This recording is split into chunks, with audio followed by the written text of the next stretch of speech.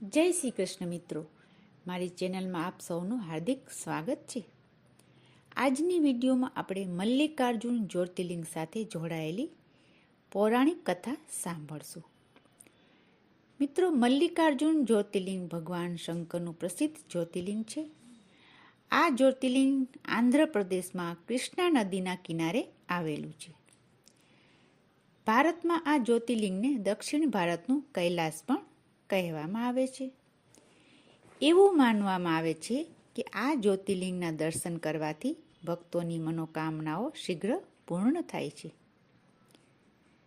શ્રી શૈલ પર્વત પર આવેલું આ જ્યોતિર્લિંગ ભગવાન શિવના 12 જ્યોતિર્લિંગમાંથી એક છે. હિન્દુ ધાર્મિક પુરાણોમાં કહેવામાં આવ્યું છે કે મલ્લિકાર્જુન જ્યોતિર્લિંગમાં ભગવાન શિવ અને માતા પાર્વતી સંયુક્ત રૂપે બિરાજમાન છે. એવું પણ માનવામાં આવે છે કે આ પર્વત પર ભગવાન સદાશિવની પૂજા અર્ચના કરવાથી ભક્તોને અશ્વમેઘ યજ્ઞ સમાન પુણ્ય ફળની પ્રાપ્તિ થાય છે. શિવ પુરાણની કથા અનુસાર ભગવાન શિવના પરિવાર સાથે આ જ્યોતિર્લિંગનો સંબંધ છે. એકવાર શંકર પાર્વતીના બંને પુત્રો કાર્તિકેય અને ગણેશ લગ્ન કરવા માટે વાદ વિવાદ કરવા લાગ્યા. કાર્તિકેયના કહેવા મુજબ કે એ મોટા છે એટલે પહેલાં મારા લગ્ન થવા જોઈએ, જ્યારે ગણેશજીના કહેવા પ્રમાણે મારા વિવાહ પહેલાં થવા જોઈએ. હવે આ ઝઘડાના ઉકેલ માટે બંને ભાઈઓ માતા પિતા પાસે ગયા. ભગવાન શંકર અને માતા પાર્વતીએ બંનેની વાત સાંભળી અને કહ્યું કે તમારા બંનેમાંથી જે પહેલાં પૃથ્વીની પરિક્રમા કરીને અહીં પહેલાં આવશે તેના લગ્ન પ્રથમ કરવામાં આવશે. માતા પિતાની શરત સાંભળતા જ કાર્તિકેય સ્વામી તો પૃથ્વીની પ્રદક્ષિણા કરવા નીકળી પડ્યા. હવે આ બાજુ ગણેશજી તો વિચારમાં પડી ગયા.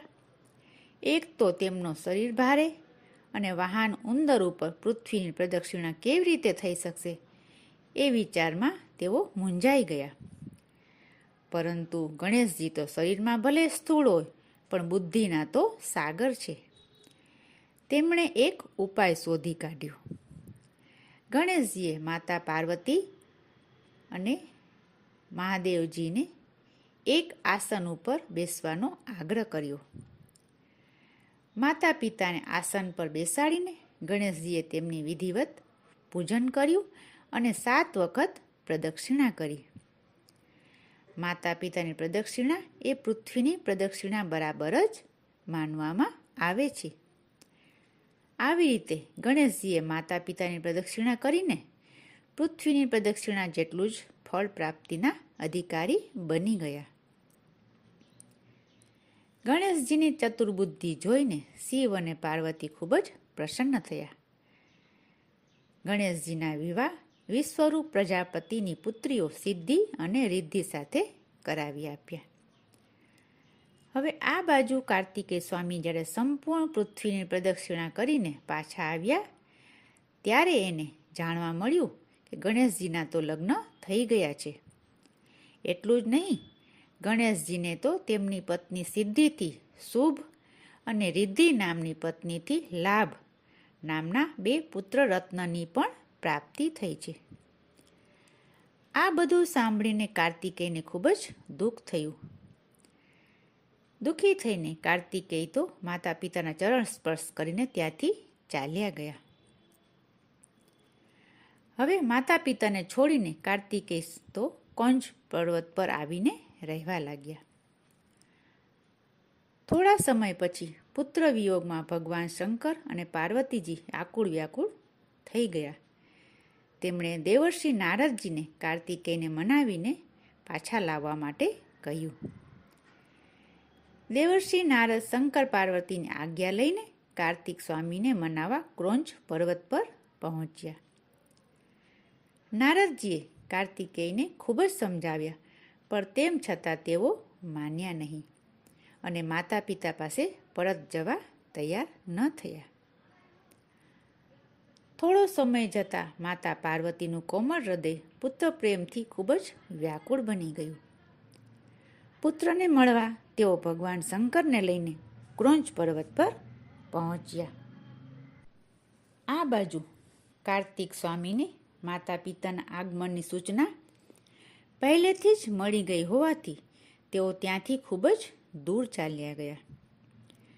કાર્તિકેયના ચાલ્યા જવાથી માતા પાર્વતી ખૂબ જ ઉદાસ અને દુઃખી થઈને ત્યાં જ બેસી ગયા. તે જ સમયે ભગવાન શંકર જ્યોતિર્લિંગ સ્વરૂપમાં પ્રગટ થયા હતા. ત્યારથી જ આ સ્થાન મલ્લિકાર્જુન જ્યોતિર્લિંગ તરીકે ઓળખવામાં આવ્યું.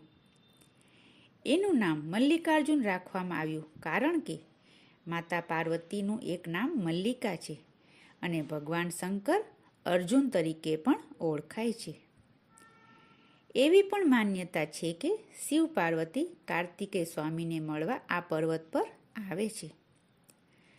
દર અમાવસ્યાના દિવસે ભગવાન શિવ અને પૂર્ણિમાના દિવસે માતા પાર્વતી કાર્તિકેયને મળવા શ્રી પર્વત પર આવે છે. એવું પણ માનવામાં આવે છે કે મલ્લિકાર્જુન જ્યોતિર્લિંગમાં ભગવાન શિવ અને પાર્વતીના દિવ્ય પ્રકાશ હજુ પણ હાજર છે. મલ્લિકાર્જુન જ્યોતિર્લિંગની નજીક માતા સતીની મહાશક્તિ પીઠ પણ આવેલી છે. માતા સતીની ગરદન અહીં પડી હતી. મલ્લિકાર્જુન જ્યોતિર્લિંગના દર્શનથી વ્યક્તિના અનેક જન્મોના પાપો નાશ પામે છે. ભગવાન શંકરના આશીર્વાદ જીવનમાં બની રહે છે અને ભક્તોને સર્વ સુખની પ્રાપ્તિ થાય છે. તો મિત્રો, આ હતી મલ્લિકાર્જુન જ્યોતિર્લિંગની મહાત્મય અને કથા. મિત્રો, આશા રાખું છું આપને મલ્લિકાર્જુન જ્યોતિર્લિંગની જાણકારી સારી લાગી હશે. આવી જ ધાર્મિક જાણકારી મેળવવા માટે ચેનલને કૃપયા સબસ્ક્રાઈબ કરશો, વિડીયોને લાઈક કરશો અને અન્ય મિત્રોને શેર કરશો, જેથી અન્ય ભક્તોને પણ આ જ્યોતિર્લિંગની કથા સાંભળવાનો લાભ મેળવી શકે. અને હા, બેલ આઇકન પર પ્રેસ જરૂરથી કરશો.